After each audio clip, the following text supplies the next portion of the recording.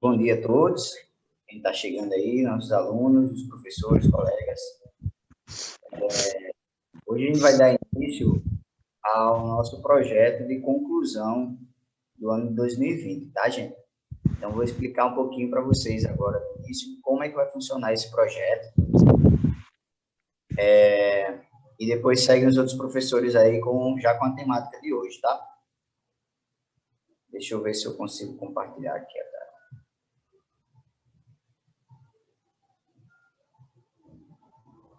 Pronto, todo mundo está conseguindo ver aí, né? Alguém? Tá tranquilo, Júnior. Beleza, vamos lá. Então, pessoal, o tema do nosso projeto, né, é novos desafios e novas aprendizagens em tempos de pandemia, tá? A secretaria, peraí, deixa eu ver se eu consigo passar. Pronto. A secretaria nos pediu para, se eu falar alguma coisa errada, os professores vão me ajudando aí, para a gente organizar um projeto, né, que seja interdisciplinar para concluir o ano 2020, tá? Tendo em vista que a gente começou 2021 e para não ficar muita coisa aí, então nós pensamos nesse projeto aí de novas aprendizagens nesse tempo de pandemia, certo? No nosso caso, a gente ficou com o ensino médio, então vai servir para as turmas de primeiro e segunda séries do ensino médio regular, tá? E a gente vai primar por uma reflexão aí acerca do momento que estamos vivendo, tá? Priorizando aí algumas metodologias lúdicas e criativas e, como eu falei, interdisciplinares, tá? Então, esse projeto, ele será realizado nas manhãs dos sábados, dos meses aí de maio e junho. Então, hoje nós vamos ter o nosso primeiro encontro e o nosso último encontro será lá em junho, tá? Todo sábado, eu vou falar isso mais para frente, mas todo sábado vai ter uma tarefinha para vocês fazerem aí. E depois o projeto final, tá? Então, vão acontecer oficinas virtuais, utilizando o aplicativo Zoom de videoconferência, que é esse aqui que nós estamos usando agora, tá? Então, os encontros serão semanais e alternados por pares de áreas de conhecimento, ou seja, linguagens e ciências humanas, ciências da natureza e matemática. Então, por exemplo, hoje nós vamos ter aí as oficinas de linguagem e ciências humanas, sábado que vem serão as oficinas de ciências da natureza e matemática. Então, ao final de cada oficina, os alunos deverão realizar aí atividades práticas e, na culminância, desenvolver 2 produtos pedagógicos. Por que 2 produtos pedagógicos? É um produto para cada par de área, tá? Eu vou mostrar mais na frente aí quais serão esses produtos. Então, a gente tem uns temas aqui, tá? Na parte de linguagem e ciências humanas, a gente vai fazer registros imagéticos da aprendizagem durante a pandemia. Então, esses registros aí irão compor uma exposição fotográfica virtual. Essa exposição fotográfica virtual é que vai ser o produto final da nossa área de linguagens e ciências humanas, né? Desse par de área aí. Beleza? E as atividades por sábado, cada sábado o professor vai pedir uma atividade.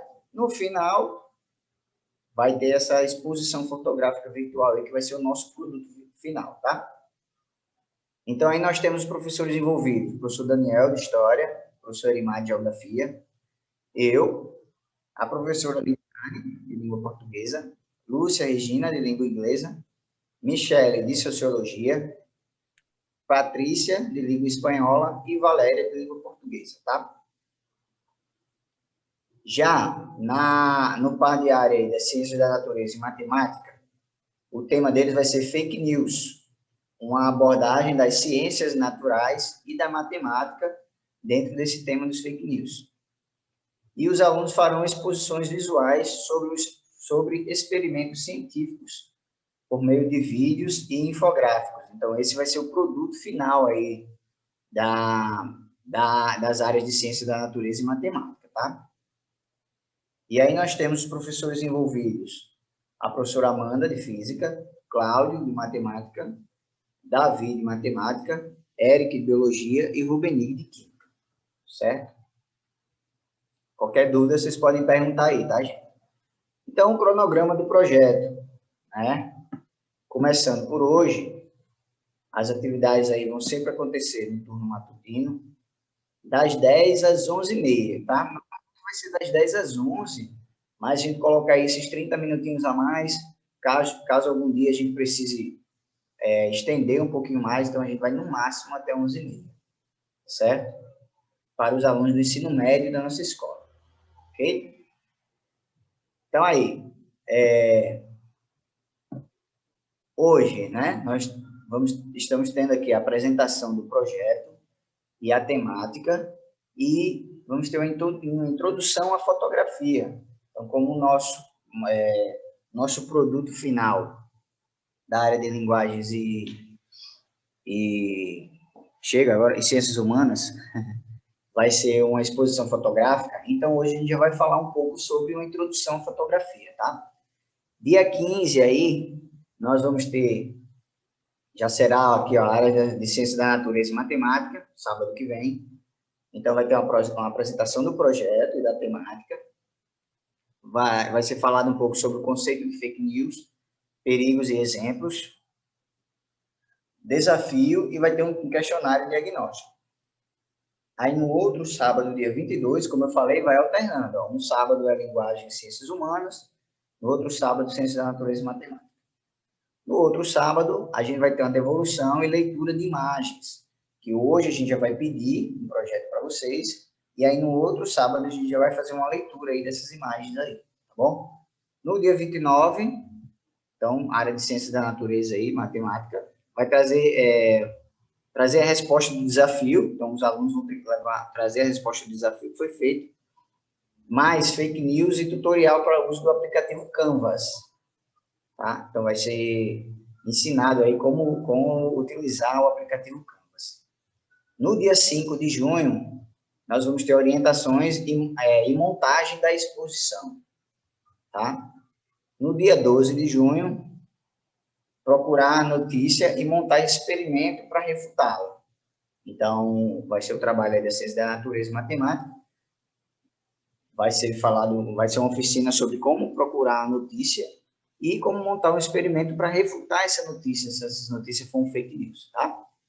E no dia 19 aí, do 6, a gente vai terminar o nosso projeto. Então, vão ser apresentados os produtos, né? Exposição fotográfica, né? Que é a linguagem no tempo da pandemia, postagem dos vídeos no Instagram, experimentos e jogos demonstrados em vídeos curtos no perfil do Instagram aí do Zila Mamé. Então, durante esse período também do projeto, a gente vai estar movimentando aí as redes sociais da escola. Tá certo, gente? Então, era essa a minha parte, né? Era apresentar como é que vai ser o projeto para vocês, tá? Qualquer dúvida, vocês podem ir perguntando aí. E aí o próximo professor vai assumir. Bom dia, pessoal. Bom dia aos professores, alunos, alunas, né? Estão me ouvindo legal? Sim. Tranquilo, vi ali o polegar levantado. Bom, como o Júnior que falou, né, mas não custa enfatizar, esse projeto ele é para a conclusão do ano de 2020, certo? Então, ele, de alguma forma, ele não é facultativo, né? Ele é obrigatório. Quem cursava 2020 na Zila Mamed tem que participar do projeto, tem que fazer atividades, senão não conclui o ano de 2020, né? Então, é uma participação obrigatória para a gente concluir. A gente fez uma parte do ano até o começo desse ano, né? E agora, para concluir, a gente fez um projeto assim por área, juntando mais de uma área, né? Como o Júnior que falou, a gente vai trabalhar com fotografia, né? Então, uma coisa que a gente faz muito, e hoje em dia, né, a gente vê muita foto, muita fotografia. Eu vou mostrar aqui para vocês um pouquinho de como é que a gente faz análise de imagem. Eu vou fazer análise de uma imagem antiga, né? Uma fotografia de como a gente faz em história, mas a análise ela serve também para diversos contextos, né? Deixa eu só apresentar aqui. Estão vendo, né? É estranho porque não aparece aqui para mim. Mas, enfim, certo? A gente vai fazer essa análise de imagem. Primeira coisa que a gente precisa entender. Se tiver alguma dúvida, vocês colocam aí no chat e que depois a gente vai respondendo, certo? Primeira coisa que a gente que a gente precisa falar, né? E eu acho que o Michele vai falar um pouco sobre isso também, mas é a questão da intencionalidade de quem faz uma imagem, né? Eu vou trazer uma imagem aqui que a gente vai entender bem isso aqui. Quando alguém faz uma imagem, aqui a gente está tratando especificamente de fotografia, a gente costuma às vezes pensar que fotografia ela traz a imagem do real, né? Certo? Quando a gente vê, por exemplo, um desenho, né, que a gente vê às vezes nas aulas de história, outras aulas, a gente vê um desenho e a gente costuma achar que aquilo é um traço, um desenho do artista, uma ficção, né, uma pintura. E a fotografia, quando a gente vê, a gente costuma pensar logo que ela é um retrato do real, né?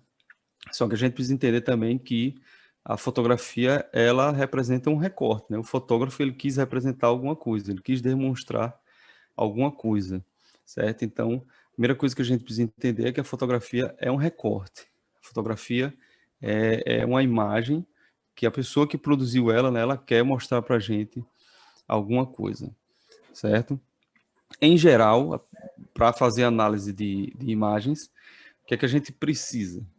A primeira coisa que a gente precisa, muitas vezes, não é nem olhar a imagem, né? A gente precisa ver a legenda, né? Se tem legenda, e aí essa legenda, geralmente, ela traz algumas informações para a gente, certo? Geralmente o nome de quem fez, a data, né? Quando é que foi feita aquela imagem, aquela fotografia, o local onde foi tirada aquela fotografia, quem são as pessoas que estão sendo retratadas, e algumas vezes, né, se tratando de imagens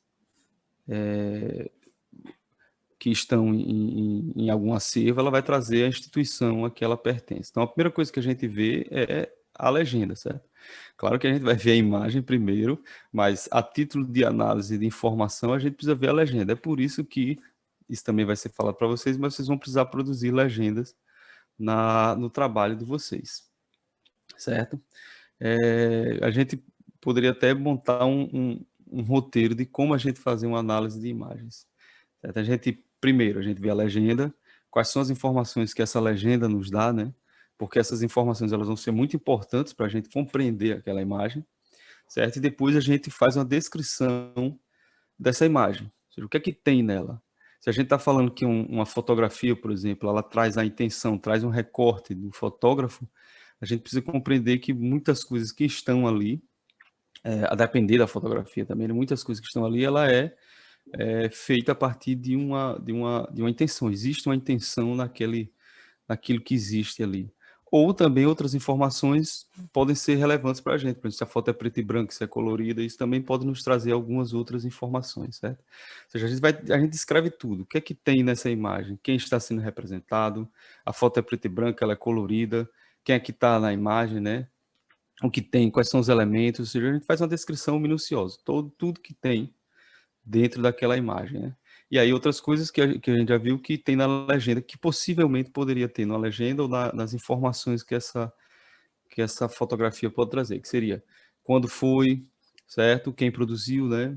E aí a gente vai para outras partes que são mais interpretativas, que seriam qual o contexto, qual essa foto foi tirada em que contexto, certo? E qual a finalidade, qual a motivação do fotógrafo em tirar essa foto, certo? E aí eu trago para vocês aqui uma fotografia, é um pouco famosa essa fotografia, é bem legal para a gente fazer análise, certo? Estão todos vendo, né, a foto de uma mulher com uma criança, certo? Ela ficou pequenininha, mas eu acho que dá para vocês verem legal aí.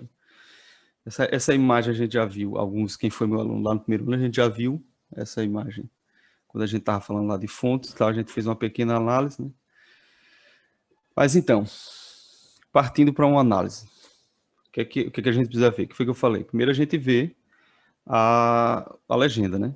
Certo? Então a legenda diz: Augusto Gomes Leal e sua ama Mônica. A foto foi tirada por João Ferreira Vilela. Eu esqueci e aí foi um erro meu, de colocar o local e a data, mas isso tem na legenda a informação que ela foi tirada em Recife em 1860. Ou seja, a gente tem uma fotografia aí de mais de 100 anos, certo? Então, 1860, em Recife, foi que essa foto foi tirada, certo? Tem algumas coisas interessantes. Primeira coisa, 1860, a fotografia não era tão popular como é popular hoje, né? Hoje a gente tem vários aplicativos, Instagram, celular. É muito comum, fotografia virou uma coisa que a gente faz corriqueiramente, né? Faz a todo momento, a gente tira foto, posta, certo? Mas fotografia nessa época não era algo tão, tão simples. Então a gente está falando aí de 1860, basicamente quem podia tirar foto, quem tirava foto era a elite, né? Certo? Quem tinha algum dinheiro, quem tinha alguma posse, poderia tirar foto, certo? E aí a gente parte para a ideia do contexto, né? 1860 a gente está falando de escravidão, certo? Uma coisa interessante da gente ver nessa legenda, nessa imagem, primeira coisa é que o nome do menino, ele aparece por completo, Augusto Gomes Leal, e o nome da mulher ela só aparece como Mônica, certo? A gente fala um pouquinho mais para frente sobre essa questão do nome, certo? E aí sim, a gente parte para fazer uma análise da imagem. O que é que está sendo retratado na imagem? O que é que a gente vê nessa fotografia? O que é que a gente está vendo nela? A gente vê todos os detalhes, certo? Ou seja, a gente está vendo um menino, né, branco, bem vestido, certo? Ele está encostado em uma mulher que é negra, ela também está bem vestida, né? Ela tem um colar, certo? Não sei se dá para reparar que tem um colarzinho aqui, certo? Ela tem cabelos curtos, grisalhos, ao que parece, certo? E ela está com um vestido longo e a gente não consegue ver os pés dela. Isso também seria importante para a gente fazer análise de uma imagem, principalmente numa análise de uma imagem tão antiga, certo? E ela usa um colar no pescoço, que daria a ideia de que ela pode ter posses, né? Ou não, certo? Então, e aí pronto. Essa imagem é bastante simples, né? Não tem muitos elementos, ok? Mas aí a gente parte para o contexto, ou seja, a gente fez toda a descrição e a gente precisa entender por que essa foto foi tirada, certo? É claro que a questão do contexto, a gente precisa ter algumas informações, né? Que a gente ou pesquisa, ou que essas informações vêm com a gente, ou que a gente já traz dos nossos conhecimentos. Como eu falei, o contexto é 1860, a gente está falando do período escravista no Brasil, certo? Então, apesar de existirem negros, né, que eram libertos, que eram livres, a gente está falando de uma foto que foi tirada em 1860 em Recife. Recife era um centro de produção açucareira, ou seja, também era um centro de grande, de muita presença escrava, certo? Uma presença grande escrava. Então, isso aí já diz muita coisa para a gente. 1860 em Recife, a gente está falando, muito provavelmente, de uma foto, né, de uma mulher que provavelmente era escrava. Pela legenda, a gente já tiraria também. Quando ele fala sua ama, a gente está falando de ama de leite, que eu vou falar um pouquinho já também sobre isso, certo? Falando assim, provavelmente ela seria uma escrava. Isso são coisas que a gente, só olhando a foto, a gente não teria como delimitar. Claro que a gente faz interpretações, certo? Mas a gente só olhando a foto, a gente não teria como delimitar, né? Certo? Agora, pensando ainda mais uma coisa mais específica, certo? A gente está falando novamente, 1860, fotografia era algo que era muito complicado, nem todo mundo podia tirar foto, certo?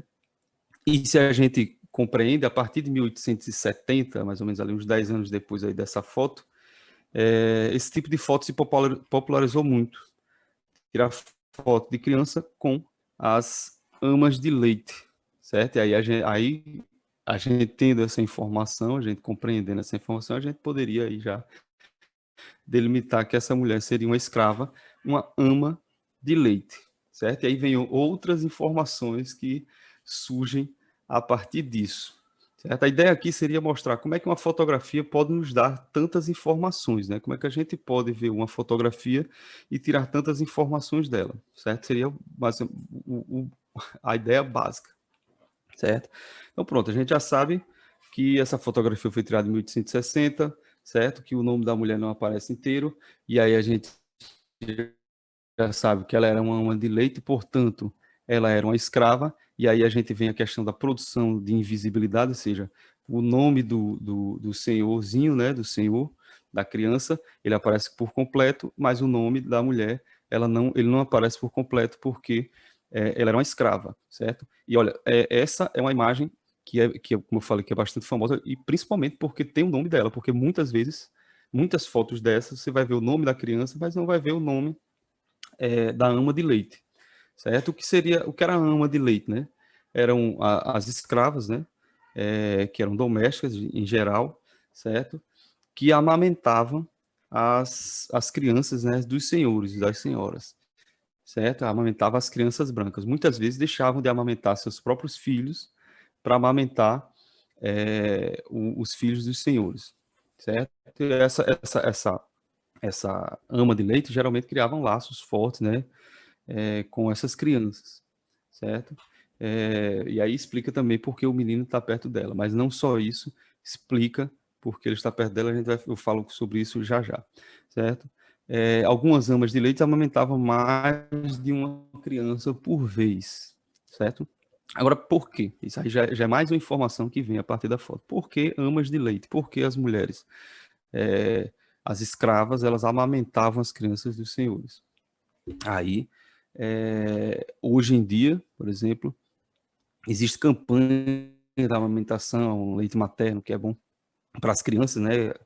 Mas nessa época a gente está falando de um período em que amamentar era tido como um hábito sujo, certo? Por isso as mulheres brancas, né, as mulheres, as senhoras, elas não faziam, quem faziam isso eram as escravas, certo? Então, mais uma informação que vem a partir da foto, certo? Agora a gente vai para a parte dos detalhes, né? A gente falou que ela é uma escrava e que ela está bem vestida, está com colar, certo? Acontece que era muito comum, certo?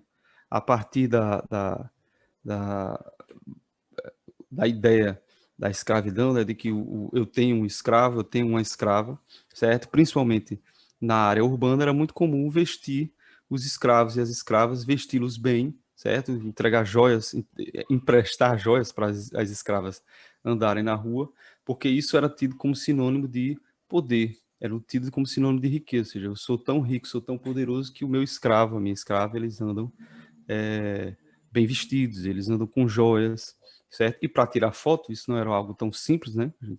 Já falei que tirar foto não era algo tão simples, então veste a mulher, veste a escrava muito bem vestido, o vestido muito provavelmente não era dela, parece ser um pouco maior que ela também, certo? E coloca a joia, que é para dizer que o dono, que o senhor dela, certo? Tem posses, certo? Os professores aí, se eu estiver demorando demais, vocês dão um aviso no microfone que é para eu me ligar, mas eu já estou perto de terminar, certo? Então, a ideia dela estar bem vestida, a ideia dela estar com joias, seria isso. Aí agora a gente vai, isso aí foi o contexto, certo? Então, dessa foto, a ideia do contexto, certo? A ideia da descrição, né, que eu falei, a primeira coisa que a gente faz é ver a legenda, faz uma descrição da imagem, o que é que tem nessa imagem, como é que ela é, certo? Depois a gente tem que entender o contexto, qual o contexto em que essa foto foi tirada, essa fotografia foi tirada, certo?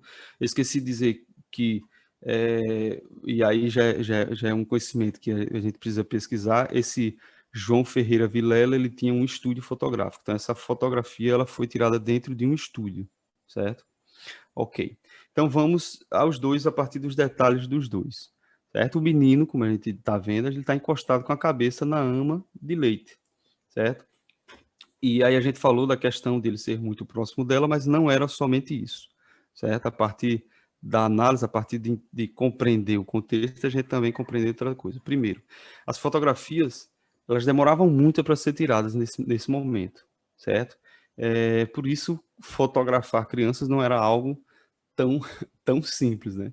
Aí tem duas coisas que a gente precisa entender. Fotografar criança geralmente era feito de manhã cedo, né? Você tem que fotografar a criança logo cedo, porque ela não vai estar muito agitada.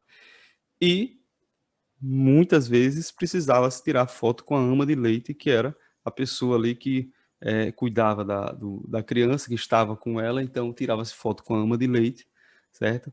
Que era para a criança ficar ali encostada. Ou seja, se encostar a cabeça não é somente uma ideia de uma relação de proximidade, também, certo? Mas encostar a cabeça na ama de leite dá a ideia de uma técnica de fotografia que existia nesse momento, porque a criança ela podia se agitar demais, mas deixa ela encostadinha ali na ama de leite, que é para ele não se mexer e não dar aquele efeito de fantasma nas fotos, que era muito comum. Então, colocava a ama de leite e a criança ali do lado para não ter muitos problemas. Então, basicamente isso. Se a gente olhar a Mônica, certo? Se a gente olhar a expressão dela, o rosto dela, as mãos delas, isso nos dá a ideia também de que ela parece estar um pouco tensa, certo? A mão dela, principalmente aqui a direita, está um pouco tensionada também, certo? Porque, como falei, a preparação para fazer uma foto, para tirar uma foto, não era algo tão simples, era algo que era demorado. E neste caso aí, o sucesso ou não da foto, certo? Se a foto tremesse ou não, era colocado para cima da Mônica. E se a foto ficasse ruim, o problema seria a Mônica que não conseguiu controlar o menino. Então, a ideia de tensão, né? Ela está tensa, certo? Também nos diz alguma coisa sobre a foto, sobre o contexto, sobre a forma de produção da imagem, certo? Então, seria basicamente isso. A gente precisa, para fazer uma análise de imagem, primeiro a gente vê a foto, obviamente, depois a gente vê quais são as informações que essa foto nos traz por meio da legenda, certo? Quem está sendo retratado, ou quem tirou a foto, quando essa foto foi tirada, aonde foi tirada, certo? O que é que depois a gente parte para a descrição? O que é que tem nessa foto? E a gente faz a descrição de tudo. Depois a gente vê o contexto. O que é que se passava aí nesse momento de que essa foto foi tirada, certo? E depois a gente vai fazer a análise a partir do contexto do que está sendo retratado aí na foto. E aí eu trouxe uma coisa, aí já é uma curiosidade, mas algo bem rápido, certo? Porque essa foto aqui ela é muito famosa. Na verdade, porque Mônica é muito famosa. Porque dificilmente isso ocorria, mas Mônica foi retratada, né? Tirou foto mais de uma vez, certo? Tirou foto, aí tem pelo menos 2 fotos de Mônica, né? Como ama de leite. Aqui já é acho que uma adolescente, certo? Mas Mônica foi retratada mais de uma vez em uma foto. Por isso, a Mônica e a foto que tem Mônica, ela é bastante famosa. Se a gente puder ver também a imagem dela, o rosto dela, né? A mesma imagem de preocupação e tal, mas parece que agora ela está um pouco mais tranquila, talvez porque a criança seja maior, certo? E aí eu não vou fazer análise dessa imagem, mas a gente pode ver Isabel Adelaide Leal, ou seja, provavelmente da mesma família de Augusto Gomes Leal. Então, outra coisa que a gente já poderia tirar dessas duas imagens é que a Mônica ficou na família aí por pelo menos 17 anos, né? Essa aqui foi tirada de 60, essa aqui em 1877, ou seja, pelo menos 17 anos Mônica esteve na família. Isso é uma informação que a gente não tem como ter certeza, mas olhando as fotos a gente consegue dar pelo menos essa certeza. Provavelmente ela passou mais tempo com essa família, certo? Então, basicamente isso, ok? Se tiverem alguma dúvida, se quiserem falar alguma coisa depois, a gente conversa. Agora, deixa eu só ver como é que eu tiro. Ah, tá aqui. Tudo bem? Ok, beleza. Vamos dar continuidade. Meu nome é professor Elimar, né? Como vocês já conhecem, né? De alguns verões atrás, ou somente um verão atrás. A gente vai nós vamos, nesse instante, né, a partir desse instante, vamos tentar estabelecer uma relação que existe entre a fotografia e a geografia, para ser mais específico, com relação ao conceito de paisagem, que vocês, né, que eram do primeiro ano, né, ano passado, já viram esse conceito lá no nosso princípio das aulas remotas, certo? Então, eu vou trazer estas questões aqui para a gente a partir de agora. Deixa eu compartilhar aqui a tela para a gente começar.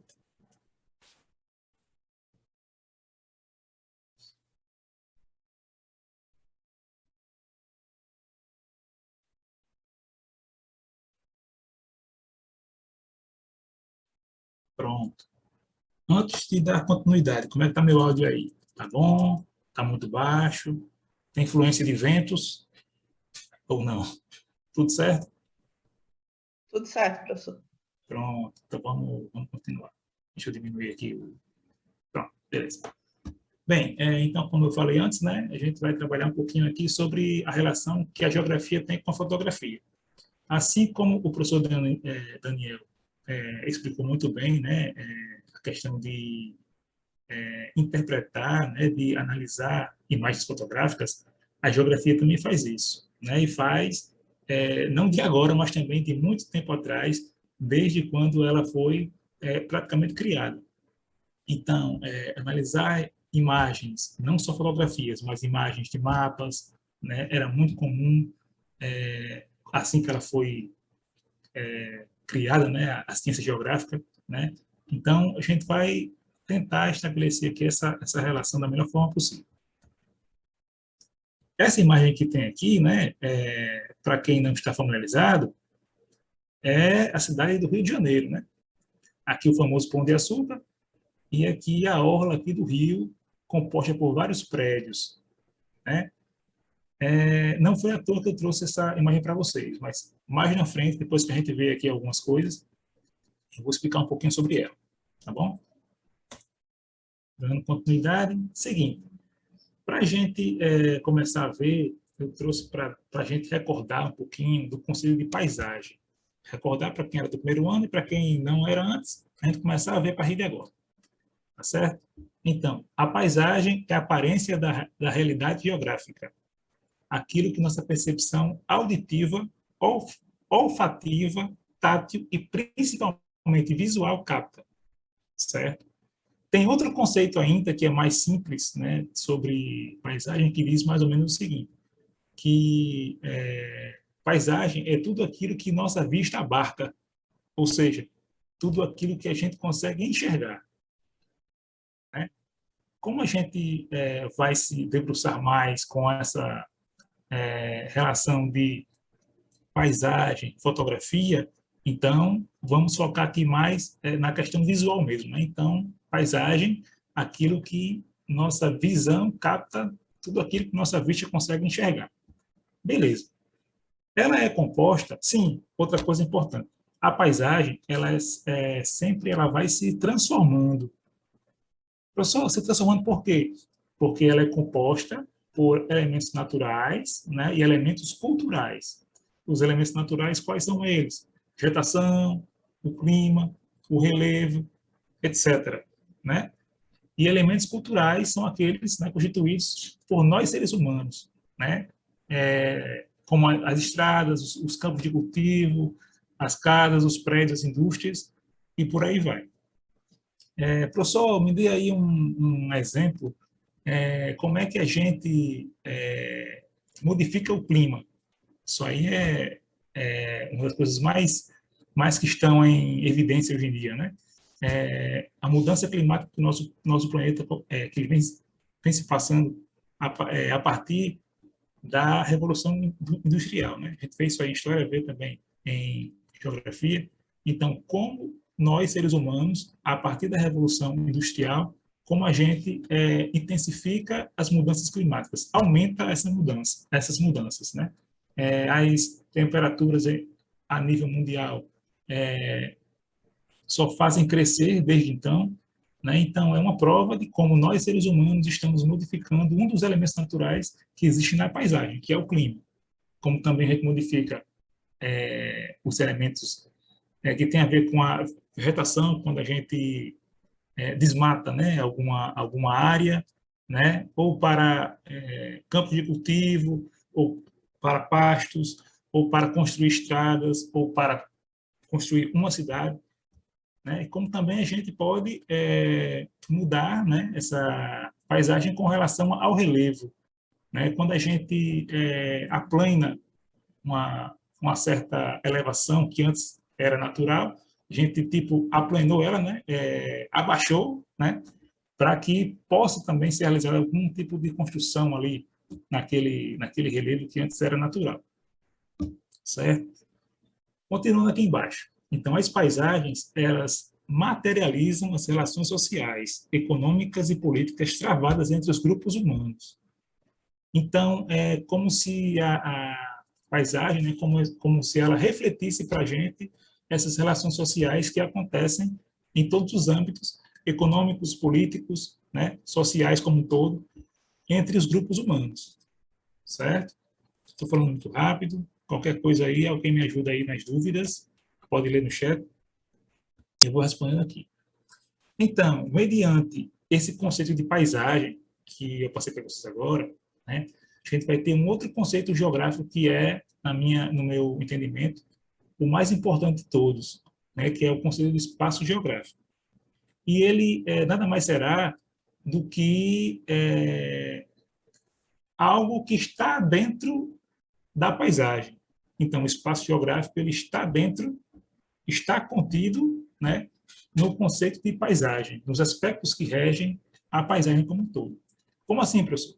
Vamos lá. O espaço geográfico é entendido como um espaço produzido e apropriado pela sociedade, composto pela inter-relação dos objetos naturais e culturais. Então, quando a gente tem um espaço que era composto somente por aspectos naturais, né, por elementos naturais, e nós, seres humanos, a gente, inserido naquele espaço, a gente vai modificando ele, né, então esse espaço, ele vai ser agora composto de também elementos culturais, né, elementos que a sociedade produziu, né, que nós, como sociedade, tomamos como posse aquele espaço. Então, por isso que fala aqui que ele é apropriado, né? Produzido e apropriado por nós como sociedade. Certo? Então, esse conceito de espaço geográfico, ele está dentro do conceito de paisagem. E ele é o mais importante. Certo?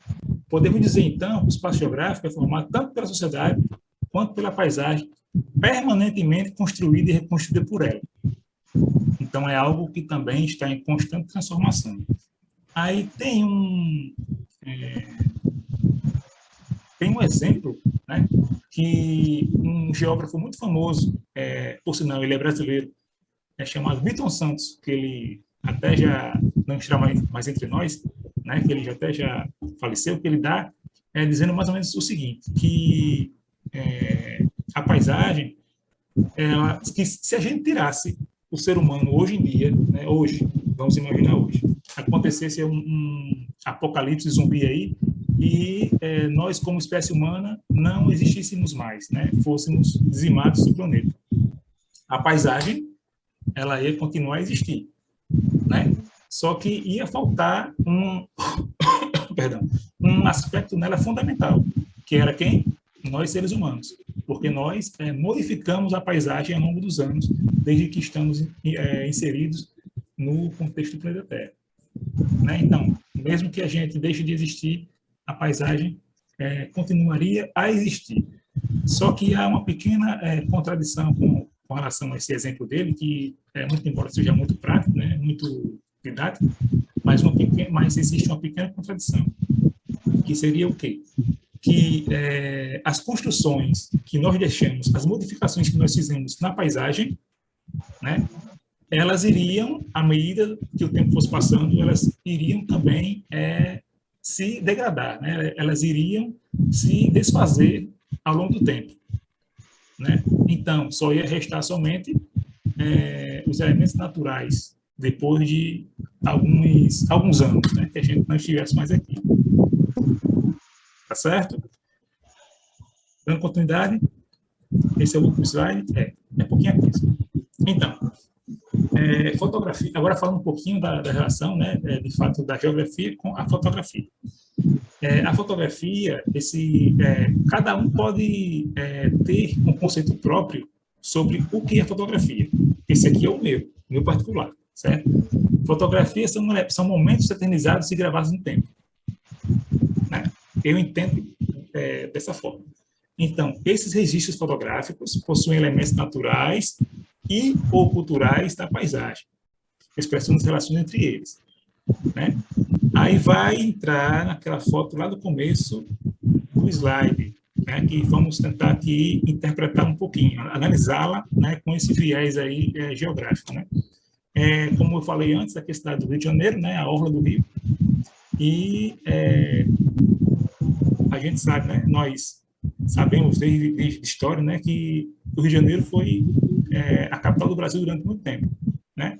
Então, ela foi a área, o espaço da cidade do Rio de Janeiro, ela foi sendo modificada e transformada por nós, seres humanos, desde muito tempo. Né? Possivelmente, até antes do Rio de Janeiro ser capital, né, de ter o descobrimento do Brasil, né, nessa região aí do Rio, existiam índios, né? Então, eles já estavam inseridos ali nesse contexto aí, modificando essa paisagem, esse espaço. Certo? Só que, a partir de quando o Rio de Janeiro foi escolhido pela metrópole de Portugal, né, para ser a capital da colônia Brasil, essas transformações, né, ocorreram de forma muito mais rápidas e muito mais evidentes. Né? Então, foi se construindo ali uma vila, né, depois uma cidade, para ter essa magnitude que hoje em dia tem. Né?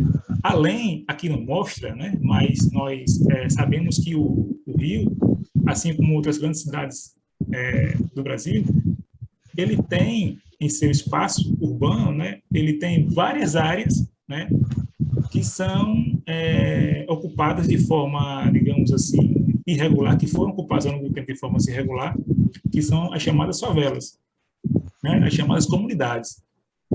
Muitas dessas comunidades, dessas construções, elas foram feitas em cima de morros, né, que é uma característica física, né, do relevo desse espaço aí da cidade do Rio de Janeiro. Né? Então, assim, não foi porque as pessoas quiseram ocupar essas áreas de morro, né, simplesmente porque elas quiseram, não. Elas foram forçadas, né, ao longo do tempo, a se distanciar, né, dos centros mais aplainados, né, digamos assim, mais baixos, né, da cidade do Rio, que já era ocupado por uma elite.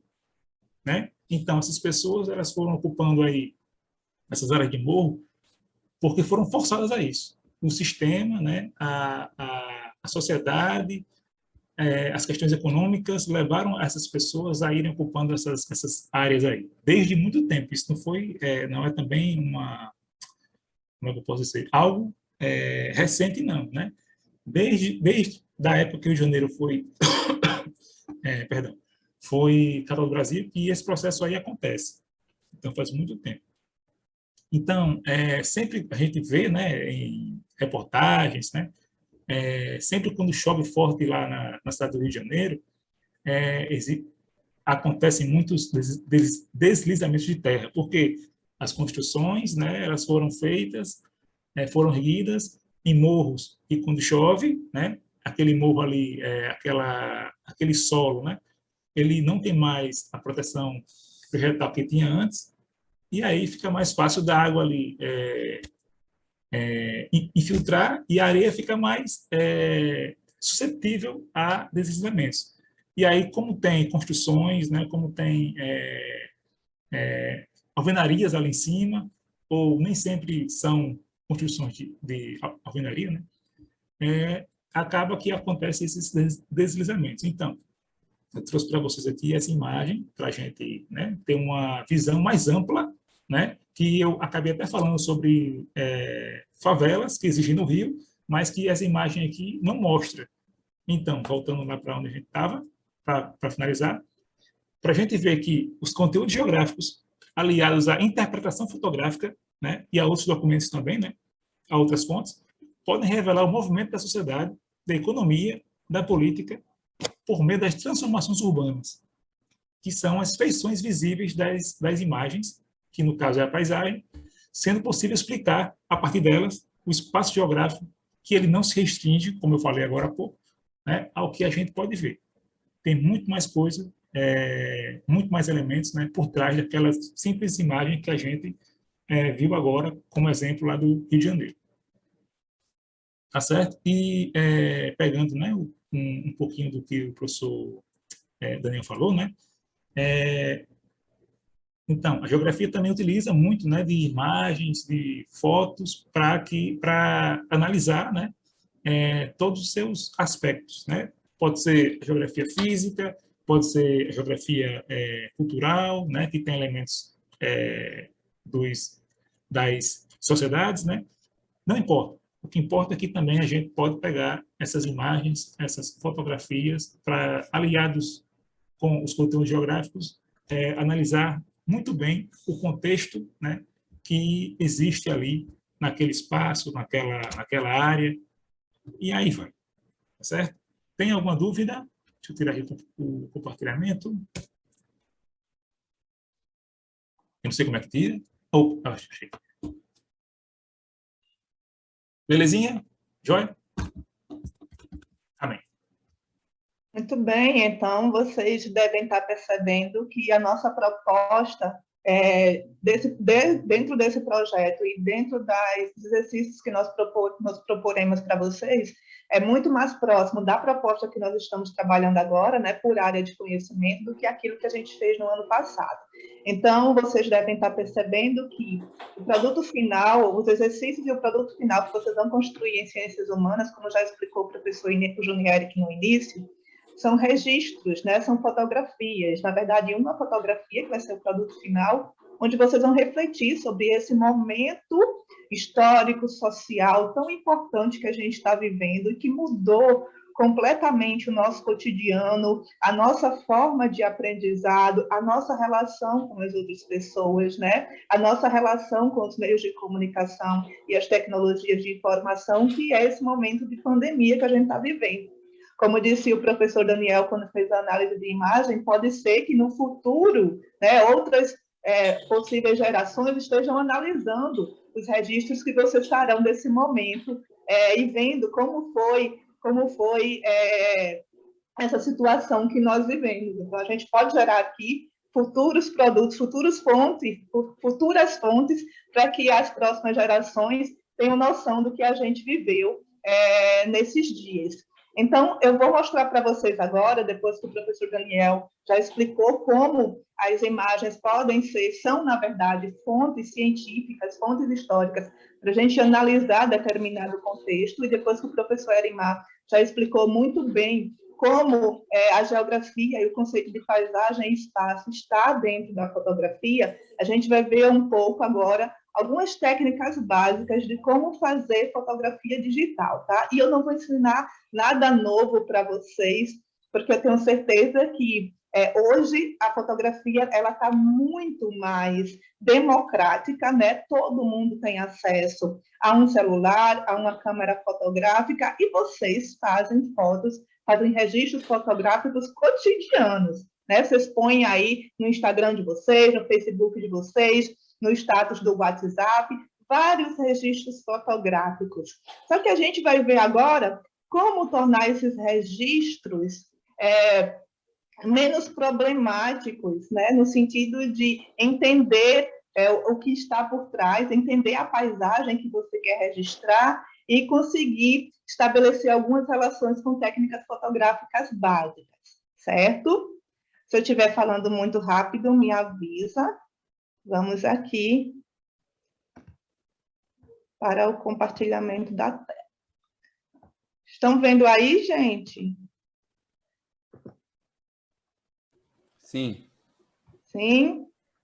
Então, vamos lá.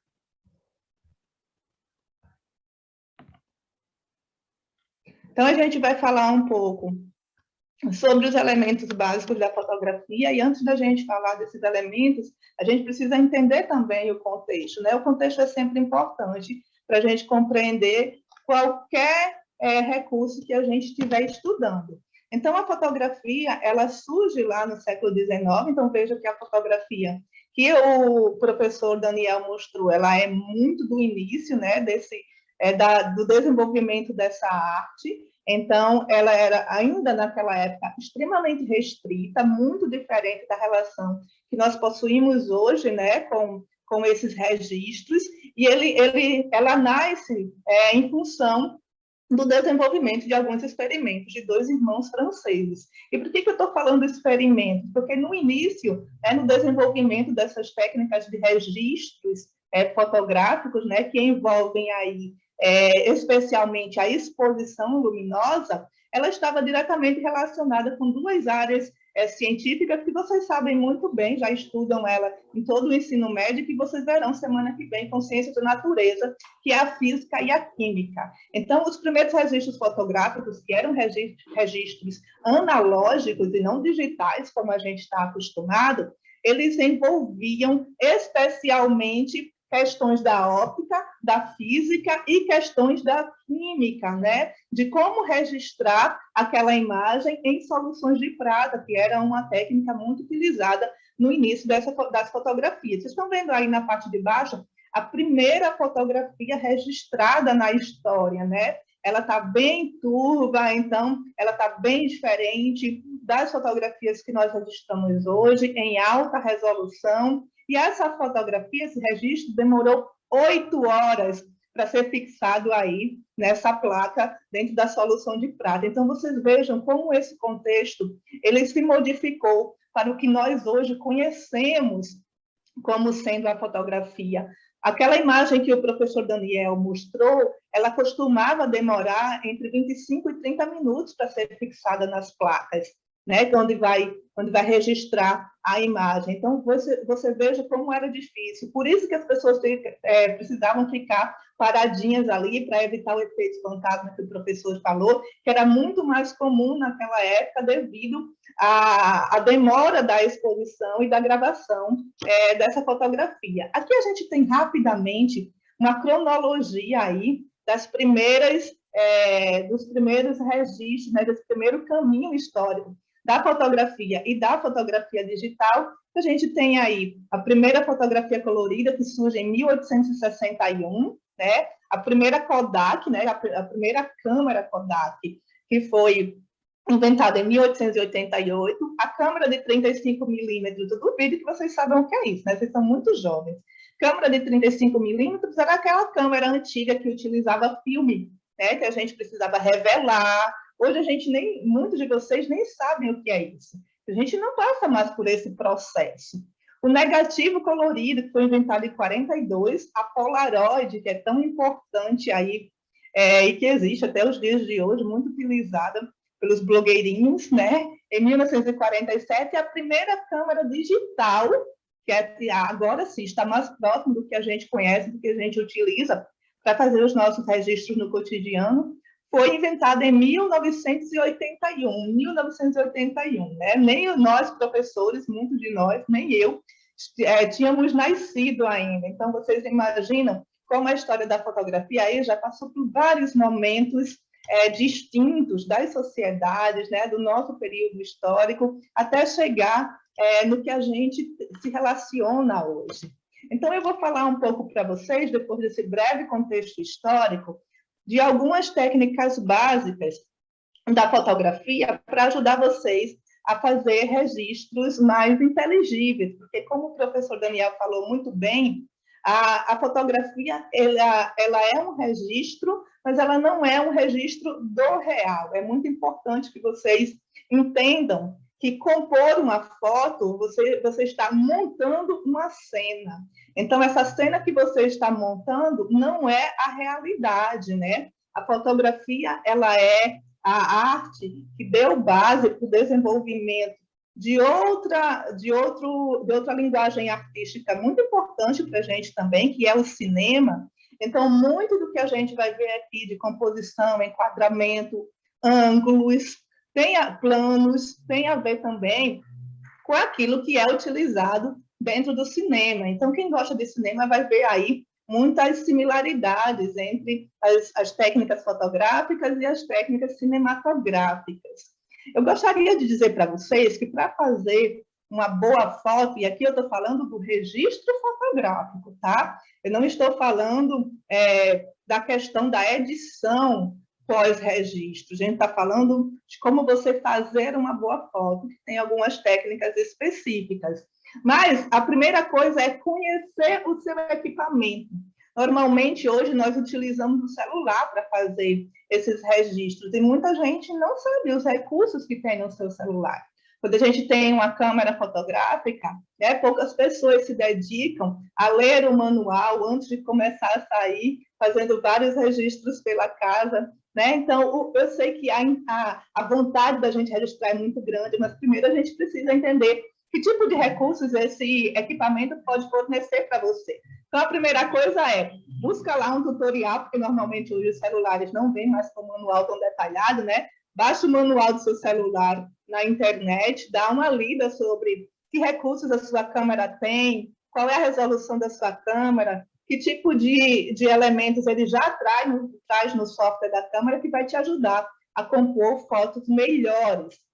E antes de falar para vocês entrar diretamente em algumas dessas técnicas, eu gostaria de registrar uma coisa. Né? Não tem como ensinar aqui como vocês vão fotografar, até porque fotografia é uma arte e não se deve limitá-la, né? A sensibilidade, a subjetividade do fotógrafo, de quem está fazendo aquele registro, deve ser o mais importante. Mas, obviamente, existem algumas técnicas básicas que fazem com que você torne o seu registro mais significativo para aquela pessoa que vai estar vendo a sua foto. Então, é muito importante que vocês entendam que, professora, se eu tirar alguma foto ruim, eu posso editar. Bom, os softwares, né, que muita gente utiliza hoje, os filtros, né, para melhorar as fotos, para mudar as fotos, ele é um ótimo recurso, mas eles só editam as fotos. Eles não registram, eles não fazem o registro. Quem vai fazer o registro é você. O software só vai mudar aquilo que você já capturou com o seu olhar, com a sua sensibilidade. E muitas vezes, entendendo um pouquinho mais profundamente essas técnicas, você nem vai precisar editar a sua foto. Está dando para entender, gente? Se eu estiver falando muito rápido ou vocês tiverem dúvidas, podem me perguntar, certo? Então, a primeira técnica que a gente vai conversar sobre é a técnica de composição e enquadramento, né? Obviamente, fazer um registro fotográfico é montar uma cena, como eu falei anteriormente, e escolher os elementos que vão estar dentro daquele quadro, porque a fotografia é delimitada. Como disse muito bem o professor Erimar, falando da paisagem do Rio de Janeiro, não dá para ver naquela imagem a complexidade daquela cidade, né? Os outros elementos que formam aquela cidade e que são completamente díspares, né? Diferentes daquilo que o professor mostrou naquele registro. Ou seja, a fotografia é um recorte, como disse o professor Daniel. É um olhar, é um fragmento muito pequeno da realidade. Por isso que a gente fala que a fotografia é um registro, mas nunca é o real. Assim como o cinema, nunca é a realidade. Mesmo que seja um documentário baseado em fatos, ainda tem uma intencionalidade, um recorte, um enquadramento, né? Uma limitação daquilo que o autor está querendo mostrar para as pessoas. E vocês vão fazer exatamente isso quando vocês estiverem fazendo os registros de vocês, refletindo sobre a temática do nosso projeto. Vocês vão limitar alguns elementos que vocês acham que é interessante para compor aquele registro. Então, a composição é exatamente essa possibilidade, né, essa capacidade que quem está registrando aquela foto possui de selecionar alguns elementos que vão compor a fotografia, né? Essa capacidade vai depender do que o fotógrafo quer mostrar, do lugar que ele quer registrar, né? Essa cena aí é muito importante que você faça uma leitura geral e escolha o que vai fazer parte ou não do seu registro. Então, essa composição fotográfica é exatamente a maneira de enquadrar os elementos, de como organizar aqueles elementos dentro do seu registro fotográfico, certo? E, como eu disse anteriormente, uma boa imagem depende muito mais dessa sensibilidade e do conhecimento dessas técnicas básicas do que do aparelho que você vai estar utilizando para fazer o seu registro. Então, todo mundo tem um celular hoje em dia. E celulares que têm resoluções muito melhores do que as câmeras de antigamente. A minha primeira câmera digital tinha 3.2 MP, então tinha 3.2 megapixels. Então, vários celulares hoje têm muito mais do que isso. Então, a gente vai conseguir registrar fotos com muito mais nitidez. E o que falta além disso? Falta você compor bem o seu registro, o que você quer registrar. Tirar os elementos estranhos que não farão esteticamente, não trarão benefícios para a sua foto e compor melhor essa cena. Está dando para entender, gente? Então, como disse o professor Daniel, há uma intencionalidade fotográfica em todo e qualquer registro. Na verdade, em todo e qualquer documento histórico, científico, né, não existe neutralidade. As pessoas têm uma posição e isso vai se revelar, seja naquilo que ela se posiciona, seja naquilo que ela escreve, seja naquilo que ela registra. Então, as fotografias, elas também possuem essa intencionalidade. Então, você tem um exemplo aí na tela de uma fotografia que, dependendo do enquadramento que você dá para essa cena, ela pode transmitir para quem está lendo essa imagem condições completamente diferentes. Então, você tem 3 recortes de uma mesma cena que demonstram para você como compor uma foto pode transmitir diferentes sentimentos, diferentes sentidos para o leitor. E vocês têm que estar muito atentos a essa questão, pensando também, não apenas em fazer o registro, mas em quem vai fazer a leitura do seu registro, a leitura da fotografia que você fez. O que você quer passar com isso? Então, essas questões de subjetividade são muito importantes em qualquer área artística, mas também na fotografia. Então, vocês precisam estar atentos a essas questões. Eu estou passando, gente. Se tiverem alguma dúvida, por favor, me falem. Como eu estou projetando a tela, não tem como eu ler o bate-papo. Então, aqui a gente começa com a primeira técnica básica de como a gente pode fotografar melhor, fazer registros melhores das cenas. Essa primeira técnica é chamada de regras dos terços. É importante vocês entenderem que isso são sugestões, não significa que você deve ser obrigado a fotografar assim todas as cenas, todos os objetos ou paisagens que você queira fotografar. Mas são algumas indicações de como você pode fazer o olhar do leitor fluir melhor pelo seu registro. Então, quando você enquadra no centro o objeto principal, você perde um pouco da capacidade de observação do leitor que vai estar absorvendo a sua imagem.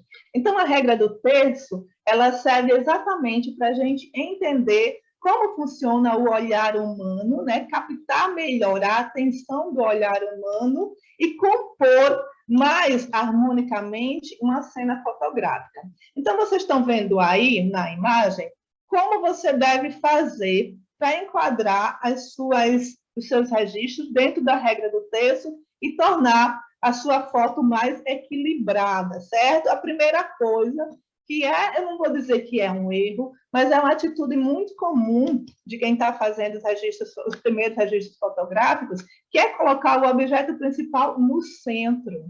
E isso acaba tirando a atenção dele. Se ele é o objeto principal, ele deve ficar na interseção entre esses terços. Algumas câmeras e alguns celulares já vêm com esse recurso de você colocar essa gradezinha na tela, na sua telinha. Então, já vi várias câmeras e celulares que vêm com esse recurso. Então, vocês observam a interseção dessas linhas e sempre localizem o objeto principal dentro desses círculos vermelhos.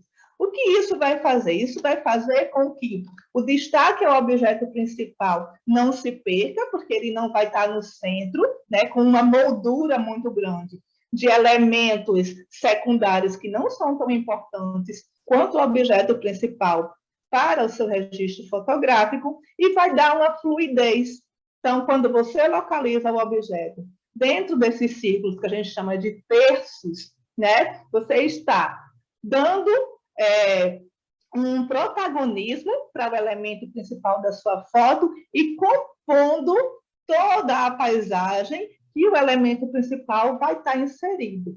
Então, é muito importante que vocês entendam como é que funciona isso, né? Então, vocês entendem aí como o olho humano, ele é chamado a atenção.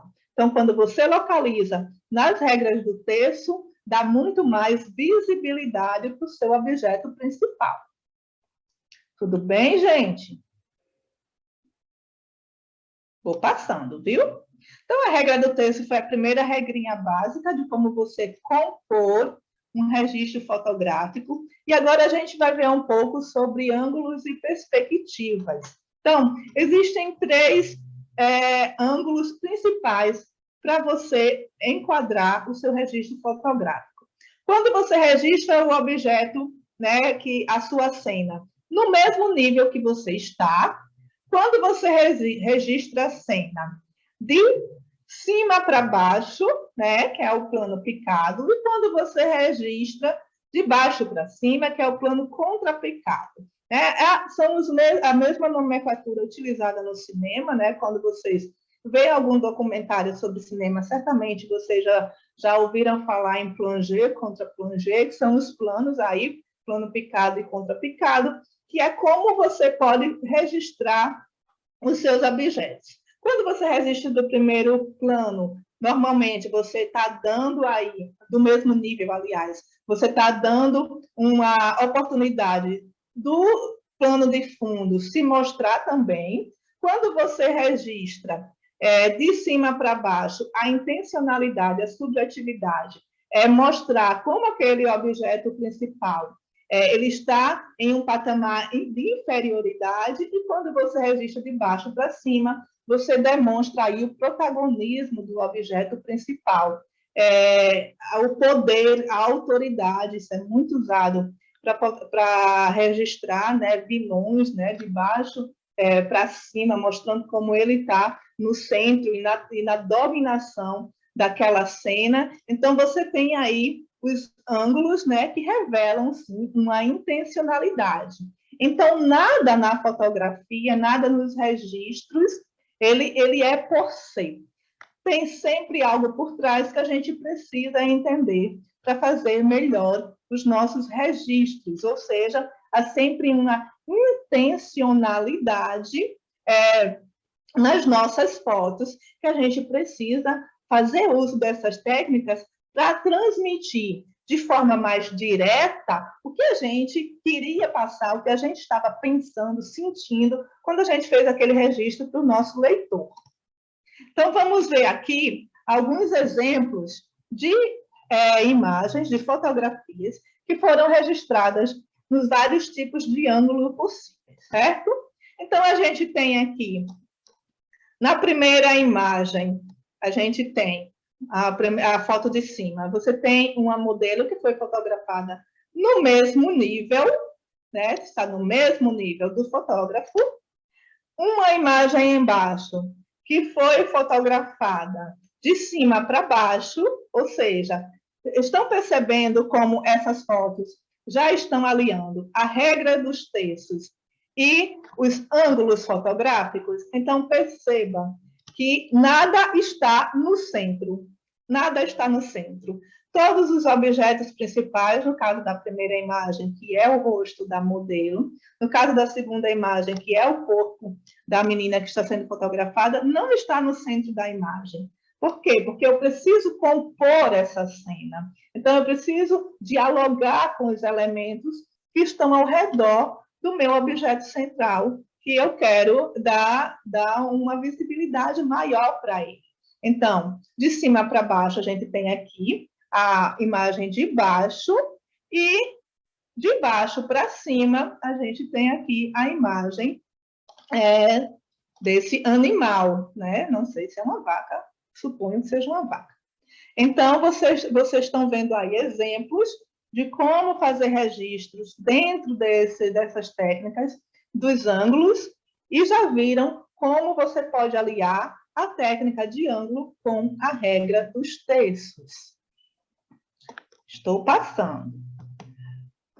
Essa fotografia, ela retrata a técnica de como você registrar principalmente aquilo que o professor Erimar estava falando a respeito das paisagens culturais, ou seja, a perspectiva ela é utilizada especialmente para fazer registros da arquitetura urbana, né? Principalmente quando você tem elementos longitudinais. Então, a perspectiva ela vai te dar a ideia de profundidade, vai levar o olhar do leitor, né, do observador, a passear pelo ambiente que essa fotografia foi retirada. Coisa que, se você fizesse de frente, a fotografia ia ficar chapada, ela não ia te dar a ideia da dimensão do lugar que foi fotografado, dos elementos, né, dos detalhes que estão presentes nessa fotografia. E a gente vai ver daqui a pouquinho outro registro fotográfico que também não é em perspectiva, mas faz uso desse elemento para compor melhor a nossa imagem. Então, a gente já viu o quê? A primeira técnica, o registro da foto, seguindo as regras dos terços. A segunda técnica, observar o ângulo que você quer fazer esse registro, lembrando sempre a intencionalidade que você quer dar a essa fotografia, né? E agora a gente vai ver como a gente pode escolher o melhor plano fotográfico para fazer o registro dos objetos que a gente acha que tem a ver com a aprendizagem em pandemia e que foi significativo na nossa vida durante esses momentos de isolamento que nós ainda estamos vivendo, infelizmente. Então, a gente vai falar aqui, para a gente ir finalizando as técnicas, existem várias técnicas, tá, gente? Nós estamos falando aqui das mais simples e das principais, para que vocês tenham uma noção ampla sobre como melhorar os registros fotográficos antes de partir para o recurso dos aplicativos que fazem edição de imagem, certo? Então, os planos fotográficos são os mesmos planos utilizados também no cinema, né? A gente tem o primeiro plano, o plano americano, que é muito utilizado em filmes de faroeste, ou seja, corta a pessoa do joelho para cima, né? Então, libera a parte de baixo do corpo. Você tem o close, que é muito utilizado em retratos, tá? Retratos aqui, quando eu falo, são fotos do rosto, né? Tipo foto 3x4, não é a orientação da página, tá? Aquilo que a gente vê, paisagem, retrato. Aqui o close tem outro sentido. Retrato, normalmente, são fotos de rostos das pessoas. O plano aberto, que, pegando aquela foto que o professor Erimar exibiu para vocês, normalmente é utilizado para registro de paisagens, sejam elas urbanas ou naturais, mas o plano aberto é aquele que você tenta captar o maior espaço possível para o seu registro fotográfico, e o plano de corpo inteiro, que é muito difícil de fazer, né? Encontrar um bom ângulo que capte aí o corpo inteiro, que normalmente é utilizado especialmente para registros de modelos, de passarela, né? de manequins, de fotografias. Então, a gente tem a foto da Beyoncé. Como eu falei para vocês, é uma foto que traz elementos também da perspectiva, ela não está registrada em perspectiva, tá? Ela é um plano aberto, mas os bailarinos lá de trás, eles estão em ângulos, né? Eles estão em diagonal, e isso faz com que o elemento principal, que é a cantora, esteja em destaque. Aí vocês vão dizer, professora, mas a Beyoncé não está na regra dos textos. Não está. Mas o que a gente precisa entender? Nem sempre a gente vai colocar o elemento principal nas regras dos textos. Por quê? Porque você precisa ler a cena completa, o registro completo. Então, se a gente quer fazer um plano aberto, e você já tem os elementos que estão funcionando aí, como uma moldura, né, que vai aí rodear o elemento principal, que no caso são os bailarinos, a regra do texto não é aplicada nesse sentido. Então, vocês estão vendo que não existe obrigatoriedade. É preciso exercitar, né, treinar, entender qual é a cena que você quer registrar para saber se cabe ou não aquela técnica. E isso vocês só vão desenvolver quando vocês treinarem. E treinar fotografia é uma delícia, né, gente? Quem que não gosta de registrar fotos? Eu amo. Eu odeio sair nas fotos, mas eu amo fazer registros fotográficos. Então, tudo bem, gente? Entenderam aqui? Então, obviamente, a foto da Beyoncé, que está aí na parte de cima, é o plano aberto. A foto da modelo, que está em vermelho, é o plano americano. Observem que o elemento principal do plano americano é o corte do joelho para cima. O close é a foto de retrato da modelo na parte superior direita. E o corpo inteiro é a foto da modelo que está na parte inferior. Então, eu gostaria, a gente viu aí 5 tipos principais de planos fotográficos que vocês podem utilizar para registrar as fotos de vocês. Eu vou passar uma próxima imagem e eu gostaria que vocês me dissessem qual é o plano fotográfico predominante nessa imagem, certo? Vamos lá. Qual é o plano fotográfico predominante nessa imagem? Quem quer responder? Rapidão, gente. É a nossa última imagem.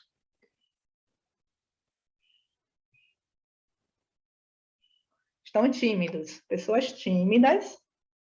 Já que ninguém quer abrir o áudio para responder, vamos lá. Essa imagem é uma imagem onde predomina o chamado primeiro plano.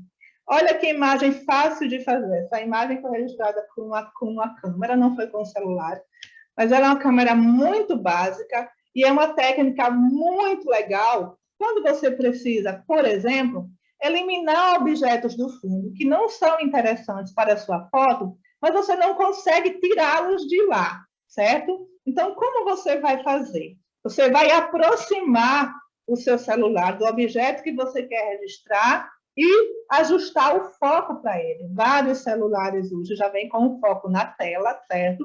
Se você estiver registrando com a câmera, é só ajustar a lente. Ou se você tem um aparelho que não tem esses recursos, você vai utilizando o manual. Você vai aproximando a sua mão do objeto ou vai afastando a sua mão do objeto para encontrar a melhor distância para desfocar o fundo e dar destaque para o objeto que você quer registrar, que é o que a gente chama aí de primeiro plano. Percebam nessa foto, só um último detalhe, que você tem o primeiro plano destacado, né? Você tem o fundo completamente desfocado, mas você tem também um primeiríssimo plano, ou seja, esse objeto aqui, essa florzinha, que está à direita da foto, que também está completamente desfocada.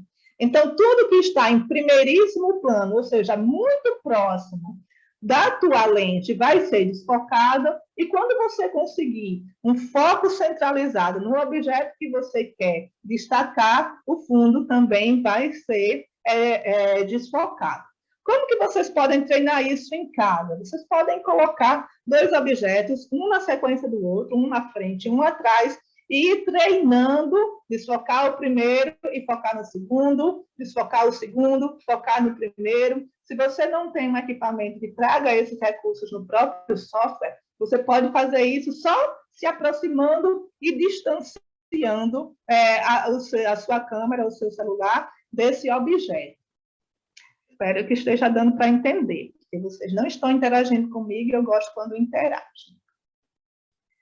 Então, vamos aí agora para o nosso exercício. Então, lembrem-se que essas atividades, elas são, a nossa intenção foi que elas fossem mais lúdicas, mais criativas e principalmente interdisciplinares, como vocês viram até agora, como os registros fotográficos são utilizados, tanto na geografia, quanto na sociologia, quanto na história, nesse primeiro momento, e depois vocês vão ver também como a linguagem, como a área de linguagem vai ajudar vocês a construir aí registros fotográficos melhores, principalmente no que diz respeito aos textos e legendas explicativas. Então, a gente tem um exercício que vocês deverão fazer sobre essa primeira oficina, que é exatamente pôr em prática as técnicas que nós vimos rapidamente, eu sei, até agora, algumas das técnicas que nós vimos até agora. Então, a primeira coisa que você precisa fazer é entender a temática do nosso projeto, né? Essas novas aprendizagens que todos nós passamos nesse tempo ímpar, extremamente singular que nós estamos vivendo, despertou muita coisa na gente, né? Então, a gente aprendeu, nós somos muito resistentes, nós estamos sendo muito resistentes, e nós aprendemos muita coisa para superarmos esse momento. Então, a nossa primeira atividade pede que vocês reflitam sobre esses tempos de pandemia, né, e as aprendizagens que vocês tiveram sendo tão resilientes durante esses momentos. Então, vocês vão escolher, primeiro, escolha o que você quer registrar, o que foi determinante para você nesse momento? O que você pode aí relacionar pandemia, isolamento e aprendizagem? Que tipo de elemento foi mais significativo para você? Depois, quando você pensar a respeito disso, você vai começar a treinar os seus registros, certo? Então, você já vai encontrar lá a cena que você quer registrar, o elemento que você escolheu para dar destaque aí a esse momento de aprendizagem dentro da pandemia e de isolamento social que nós estamos vivendo, e você vai fazer uma foto enquadrando essa cena dentro das regras do texto, como diz aí, como a gente viu, a técnica, como preconiza essa técnica. Depois você vai testar os ângulos. Qual é o melhor ângulo para registrar a cena ou objeto que você quer fotografar? Cabe perspectiva na sua foto? Se utilizar a perspectiva, ela vai dar um sentido melhor à sua cena ou seu objeto? Nem sempre a perspectiva é o melhor recurso. Então, façam uma leitura do ambiente que vocês querem registrar e vejam qual é o melhor ângulo ou perspectiva. E depois, vocês vão escolher qual o melhor plano aí para enquadrar a sua cena.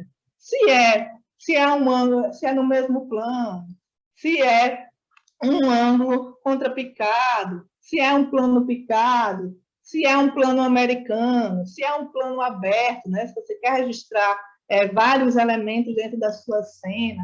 Então, vocês vão tentar aí, no produto final, isso aqui é só enquanto vocês estão treinando as técnicas, tá? Mas vocês vão fazer a foto final que vai compor a nossa exposição virtual, e vocês vão tentar mesclar várias dessas técnicas que nós vimos aqui nessa oficina. Vocês vão nos enviar essa foto, né? E vocês vão digitar, vocês vão explicar lá quais as técnicas você escolheu para compor a sua fotografia e por que você escolheu essas técnicas, né? É muito importante que vocês registrem toda a subjetividade de vocês na hora que vocês decidiram compor essa cena e fazer o registro fotográfico. Então, só um pequeno lembrete aqui no final do exercício. Se vocês forem registrar outras pessoas, tenham muito cuidado lembre-se dos direitos autorais e de imagem, peçam autorização, né, porque as pessoas têm o direito de preservar a sua imagem e toda fotografia tem um direito autoral. Então, tomem muito cuidado quando vocês vão fazer registros de outras pessoas, ok? Então, vocês devem enviar essa foto, a foto final que você escolheu, que você fez, e que vai compor a nossa exposição virtual, né? Para todo mundo ver nas redes sociais da escola. Você vai mandar aqui para o e-mail desse projeto até o dia 19/5. Então, quem não está vendo aí essa aula ao vivo, né? Quem está vendo no gravado, não tem problema se perdeu a aula no momento que a gente está desenvolvendo ela, pode assistir depois, aliás, deve assistir depois, desde que nos envie aí dentro do prazo, porque na próxima quinzena a gente já volta para discutir a composição das fotografias que vocês fizeram e partir para a próxima etapa do nosso projeto, que é como aliar os registros de imagem à produção textual.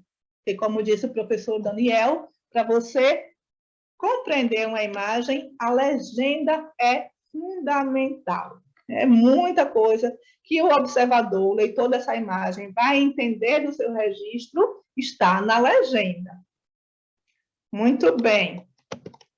Terminamos aqui. Deixa eu só interromper o compartilhamento. E aí, gente? Antes de vocês partirem para as perguntas, deixa eu só reforçar o horário, certo? Que a professora Adriana pediu para reforçar.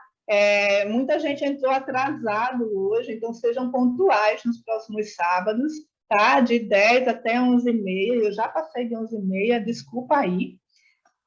Vamos para as perguntas.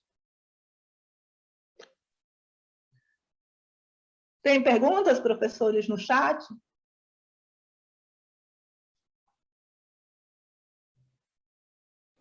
Alguns que foram aparecendo foram respondendo no chat mesmo.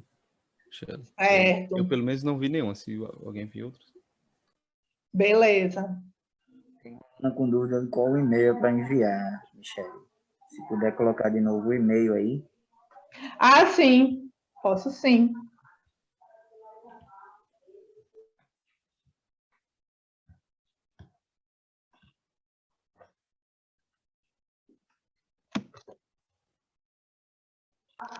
O Beni colocou lá no chat. Já botou?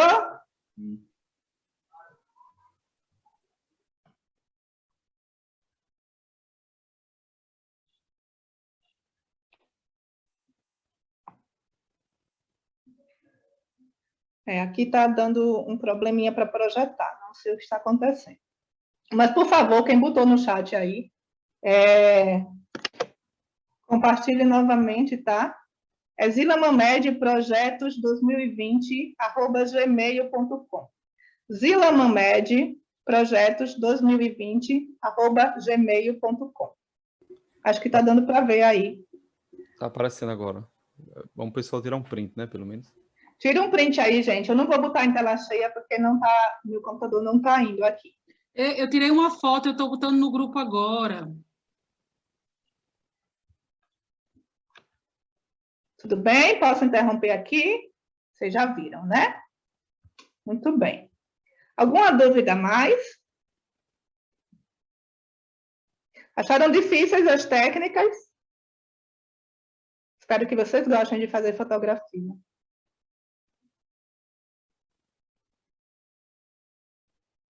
Eu adorei. E não sei fazer fotografia. Vamos treinar. É muito difícil. Não é, não.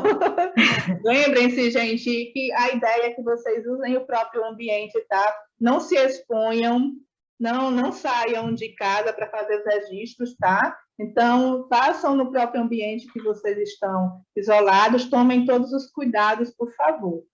Até porque a nossa ideia é justamente entender como vocês estão vivenciando esse momento, né, de aprendizagem em casa. Então, seria bem interessante que realmente vocês não precisem sair, né, se locomover muito. A nossa intenção é realmente mostrar esse momento que está sendo complicado, não é? E diferente para todo mundo. Isso, exatamente. Dúvidas não? Acho que não, né? Vocês são maravilhosos. Nenhuma dúvida. Eu botei lá no nos grupos, vocês podem ver se ficou bom. Depois veremos, professora. Olhei Não sei agora, tirar foto. olhei agora, Deilza, e ficou bom. É interessante, eu até tinha colocado já para eles tirarem foto, fazerem um print da tela de atividade. Aí já Eu tá estou vendo aqui, tirar foto de planta, gente. Percebam que vocês precisam se enquadrar dentro da temática do projeto, tá? Então, vocês precisam relacionar o isolamento, a pandemia e a aprendizagem. O que vocês aprenderam? E eu tenho certeza que foi muita coisa, porque nós também estamos aprendendo muitos elementos, principalmente para lidar com a tecnologia, para tentar interagir com vocês, mas a gente já aprendeu também a como se relacionar de uma forma diferente com as pessoas que a gente não consegue mais ter contato, né? Porque precisamos nos isolar. Então, são muitos elementos que nós aprendemos nesse momento tão diferente que a gente está vivendo. Agora, se a planta fez parte do seu aprendizado, tudo bem. Professora, bom dia, né? Essa aula também é para o segundo ano C, matutino? Todos os primeiros e segundos anos, todo mundo que estudou em 2020. Eu estou tentando assinar a lista de frequência, só que não aparece o segundo ano C. É porque você precisa assinar a sua turma de 2020. Em 2020, você estava em que turma? Primeiro C, assim, ok. Obrigada, professora. É bom dar uma reforçada, Michele, sobre isso. É, porque no nosso formulário a gente pensou nisso, né? Mas como está sendo colocado de Adriana, talvez ela não tenha colocado esse dado. Então, coloca a sua turma de 2020, tá? A gente está aqui para complementar a carga horária de 2020. Eu sei que é confuso, mas a gente precisa se localizar. Professora? Oi, meu amor. Deixa eu ver quem é que eu estou aqui. Sabrina. Uma dúvida. Pode escolher a técnica de embaçar o fundo da foto? Igual Não essa entendi. das rosas? Pode o quê? Pode escolher a técnica de embaçar o fundo da foto, igual essa que a senhora colocou, da rosa? Pode, olha só. A técnica que embaça o fundo a gente chama de primeiro plano, certo? Mas você não precisa colocar só essa técnica. Você pode unir várias técnicas. Por exemplo, você pode enquadrar o que você quer registrar nas regras do texto e utilizar o primeiro plano. Pode sim, você pode fazer do jeito que você quiser. Quanto mais técnicas você utilizar, melhor. Tá no certo. caso, podemos tirar mais de uma foto ou tem que ser só uma foto? Você deve treinar em mais de uma foto, mas você vai escolher apenas uma que vai compor a exposição, certo? O produto final, a foto que vai para a exposição coletiva, lá nas redes sociais da escola, vai ser apenas uma para cada aluno, certo? Ok, obrigada. De nada, eu já estou vendo, vocês são muito criativos, vai ficar uma coisa linda, gente. Estou doida para ver a planta de Carlos. Ele vai fotografar uma planta. Então é isso, né, gente? Podemos encerrar? Muito bem, finalizamos aqui, então. Muito obrigada a todos e a todas que estão aqui, professores. E até sábado que vem, às 10 horas, com Ciência da Natureza e Matemática. Lembrem-se que o produto de Ciência da Natureza e Matemática é outra coisa diferente de Ciências Humanas e Linguagem, certo? Não se atrasem sábado que vem. Tchauzinho!